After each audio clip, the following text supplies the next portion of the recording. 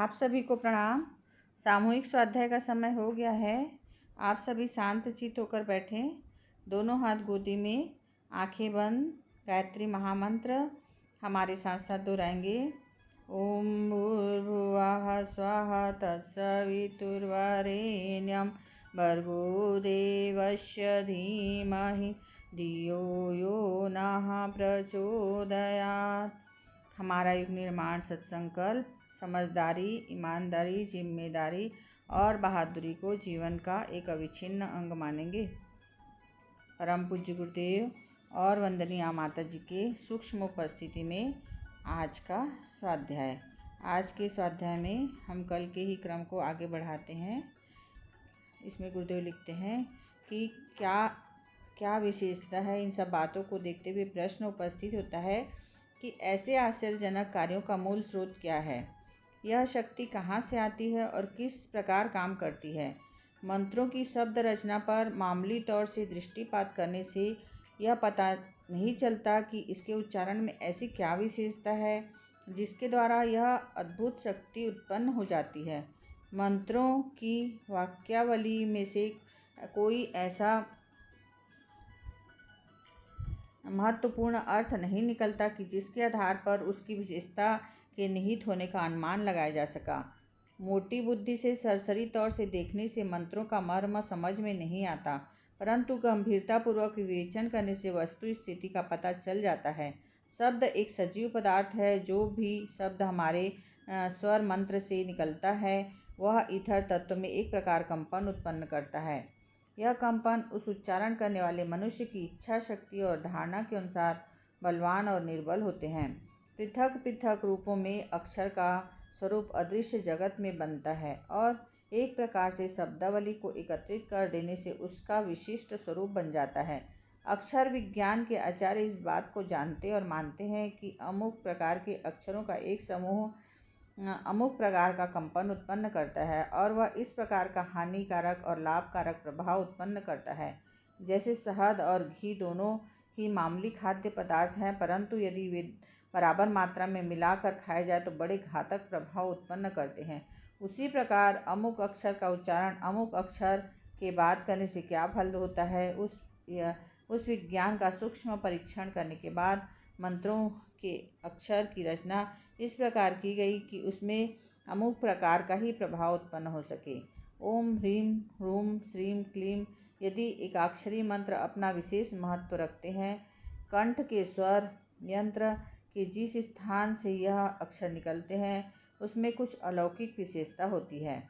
इस विशेषता को ध्यान में रखते हुए वर्णमाला में या तो बोलचाल की भाषा में कहीं भी इन्हें स्थान नहीं दिया है। यदि दिया जाता तो उच्चारण करने वाले के सामने ऐसे भले बुरे परिणाम उपस्थित होते जिसकी उन्हें आवश्यकता न थी। मंत्रों की रचना उटपटांग अक्षरों को जोड़कर मालूम पड़ती है, परंतु वास्तव में बात दूसरी है। एक अक्षर का स्वतंत्र महत्व और अमुक अमुक अक्षरों का सम्मिलन का सामूहिक महत्व, उन दोनों तथ्यों पर योग विद्या के तत्वज्ञों ने सूक्ष्म दृष्टि से विवेचना करने के बाद मंत्रों की रचना की। सच्चे मंत्रों को उचित प्रकार से अभिमंत्रित करने का अक्षर विज्ञान के सिद्धांतों के अनुसार इनका निश्चित फल प्राप्त होता है। इनकी चाहे तो जो परीक्षा कर सकता है। शब्द रचना के अतिरिक्त प्रयोक्ता की धारण और विश्वास शक्ति का बल होता है। यह बल जितना न्यूनाधिक होगा उतना ही मंत्र का फल होगा। उस मंत्र के द्वारा एक साधक अद्भुत कर्तव्य कर दिखाता है, परंतु दूसरे को उसके द्वारा कुछ विशेष सफलता नहीं मिलती।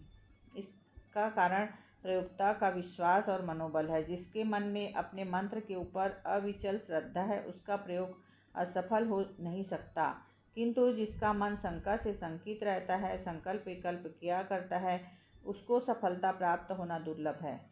मंत्र को सिद्ध करने के लिए एक विशेष प्रकार का अद्भुत कर्मकांड करना पड़ता है। कोई मंत्र मरघट में सिद्ध किए जाते हैं, किन्हीं को करने के लिए अर्धरात्रि के समय निर्जन स्थानों पर जाना पड़ता है। किन्हीं मंत्रों को अमुक व्रत उपवास और विधि विधानों के साथ सिद्ध करते हैं। यह मंत्र सिद्धि के कर्मकांड इसलिए हैं कि मंत्र योगी को स्वयं अपने ऊपर, अपने मंत्र के ऊपर सुदृढ़ विश्वास हो जाए। जिसने ये साहसपूर्वक और कष्टदायक मंत्र सिद्धि की साधना को पूरा किया है, निश्चित ही उसे अपनी साधना पर विश्वास होना चाहिए। यही विश्वास का बल है कि जिसके मंत्र सजीव होता है और अपना चमत्कार दिखाता है। अक्षर रचना के पश्चात यह धारणा और विश्वसना ही सफलता की आधार भूमि है। मंत्र का तीसरा तथ्य इच्छा शक्ति है।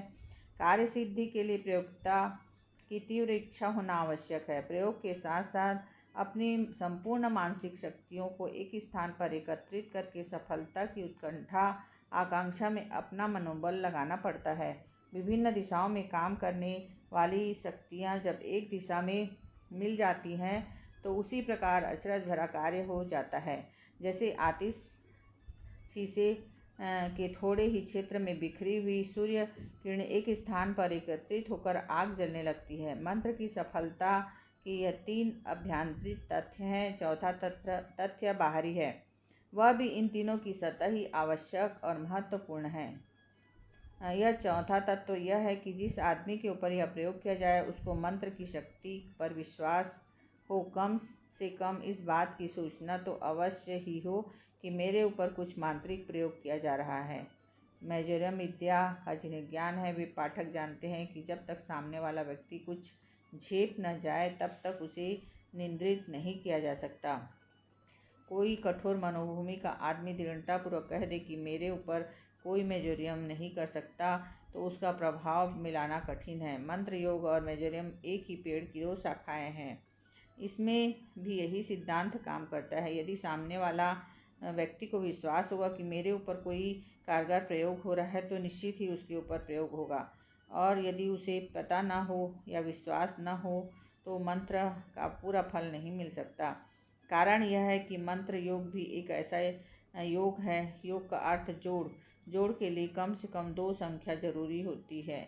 दोनों के मिलने से ही योग होता है। यदि एक पक्ष मिलने से इनकार कर दे तो जोड़ का, योग का, मंत्र योग का समुचित लाभ होना कठिन है। इसके ऊपर प्रयोग किया गया उसका विश्वास भी साथ में होना चाहिए। यदि वह नहीं है तो प्रयोग उतना सफल नहीं होगा जितना ही एक हाथ से ताली नहीं बजाने में सफलता मिलती।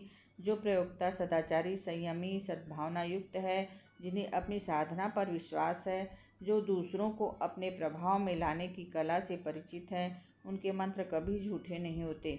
ऐसे मंत्र योगी आमतौर से अपने उद्देश्य को पूरा कर ही लेते हैं। उनके प्रयोग प्रायः व्यर्थ नहीं हो पाते। मंत्र साधना के वैज्ञानिक आधार आत्मिक कल्याण के लिए अनेक प्रकार की साधना उपासनाओं को उल्लेख मिलता है। आत्मा और परमात्मा की अनेक कथाएं हैं।